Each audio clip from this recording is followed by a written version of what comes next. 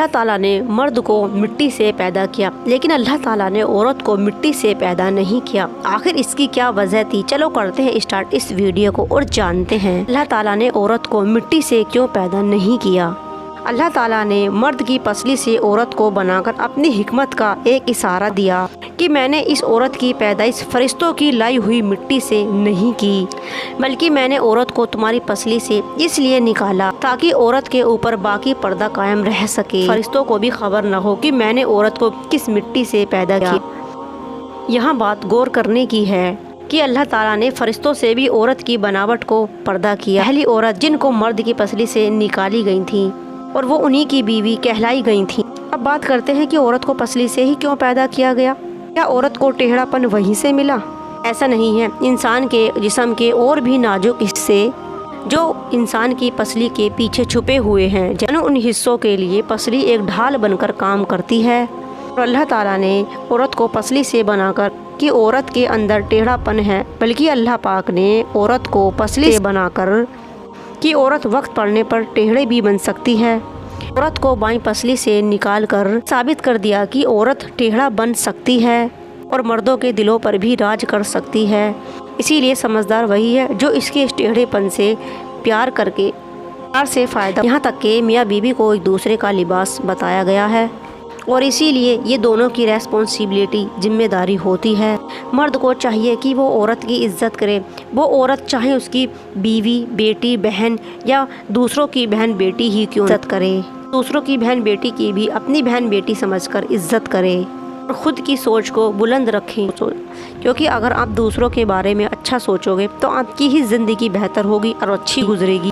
اللہ کے نبی صلی اللہ تعالیٰ علیہ وسلم نے فرمایا کہ عورت کی عزت کیا کرو، کیونکہ عورت کو ٹیڑھی پسلی سے پیدا کیا گیا ہے، یعنی اس کی فطرت میں ٹیڑھا پن ضرور رکھا گیا ہے، اور سب سے اوپر ٹیڑھے حصے کو ہی رکھا جاتا ہے۔ اگر کوئی مرد عورت کے اس ٹیڑھے پن کو سیدھا کرنے کی کوشش کرے گا، کیونکہ وہ ٹیڑھی فطرت کی ہے، کوئی بھی اس کو سیدھا نہیں کر سکتا، تم اس کو سیدھا نہیں کر سکو گے، ہاں تم اس کو توڑ کر ضرور رکھ دو گے اگر آپ عورت کو اس کے حال پر چھوڑ دو گے۔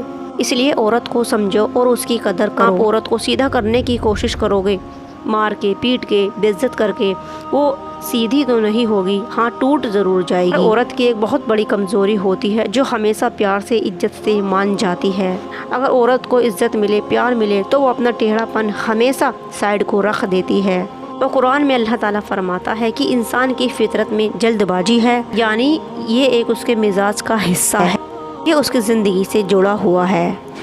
اللہ کے نبی صلی اللہ تعالیٰ علیہ وسلم صحابہ کی محفل میں بیٹھے ہوئے ایک شخص آیا اور کہنے لگا کہ یا رسول اللہ صلی اللہ تعالیٰ علیہ وسلم، کیا کوئی ایسا مومن بھی ہوگا جو جہنم میں رہے گا؟ تو اللہ کے رسول صلی اللہ تعالیٰ علیہ وسلم نے فرمایا کہ ایک شخص ایسا ہوگا جو جہنم کی گہرائی میں 100 سال تک رہے گا اور لگاتار یہ پکارتا رہے گا یا حنان یا منان۔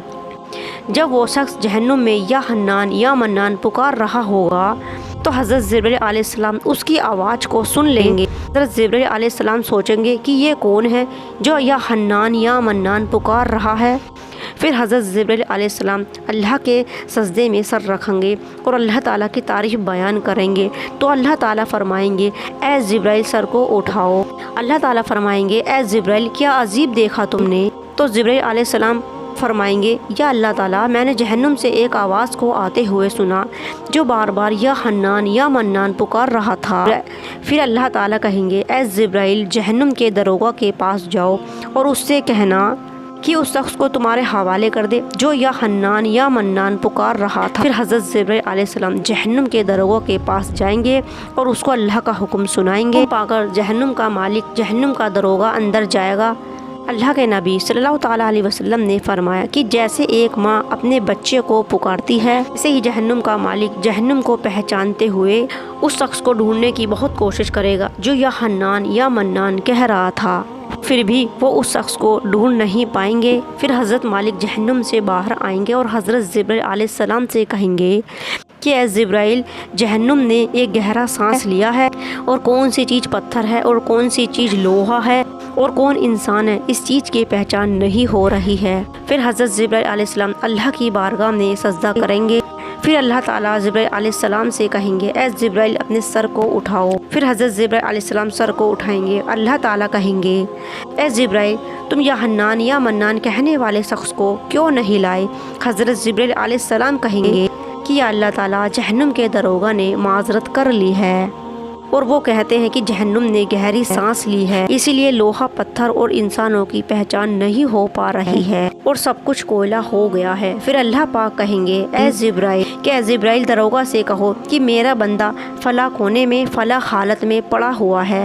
फिर हज़रत जिब्राइल अलैहिस्सलाम जहन्नुम के दरोगा के पास आएंगे और या हन्नान या मन्नान कहने वाले शख्स का पता बताएंगे।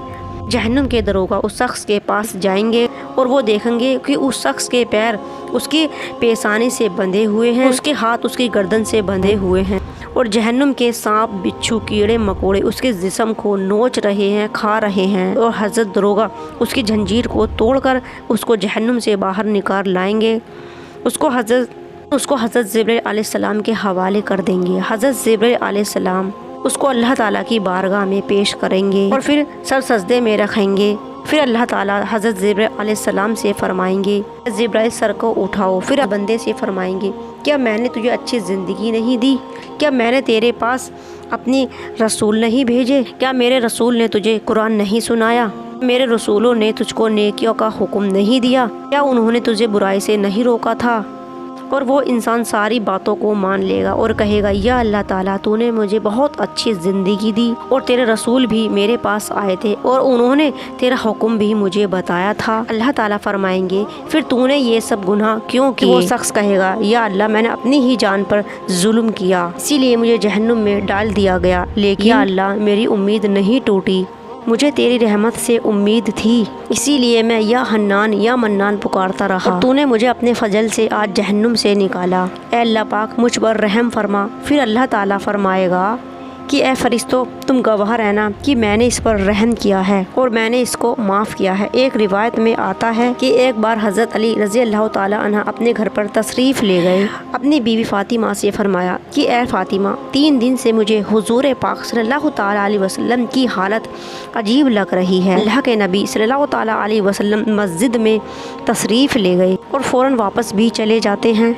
और किसी से भी नहीं बोलते और घर जाकर भी किसी से बातें नहीं करते, बस मुसल्ले पर बैठे रहते हैं और रोते ही जाते हैं। ऐ फ़ातिमा तुम उनकी लाडली बेटी हो, तुम उनके पास जाओ और उनसे पूछो कि क्या बात है। ये सुनकर हज़रत फ़ातिमा रज़ी अल्लाह ताला अन्हा फ़ौरन अपने बाबा जान के पास गईं। आपने जाकर देखा तो पता चला आप सल्लल्लाहु ताला अलैहि वसल्लम वाकई में बहुत गमज़दा हैं। आप उनके पास जाकर बैठ गईं और बोली बाबा जान आप क्यों गमगीन हैं? आप सल्लल्लाहु ताला अलैहि वसल्लम ने फरमाया कि ए बेटी फ़ातिमा जब मैं मेराज के सफ़र पर गया तो मैंने जहन्नुम में उन औरतों को देखा जो नक्शा आज मेरे सामने है और मैं अपनी उम्मत के गम में रो रहा हूँ, अल्लाह ताला से अपनी उम्मत की मग़फ़िरत मांग रहा हूँ। हज़रत फ़ातिमा रज़ी अल्लाह ताला अन्हा ने फरमाया बाबा जान आपने जहन्नुम में क्या देखा?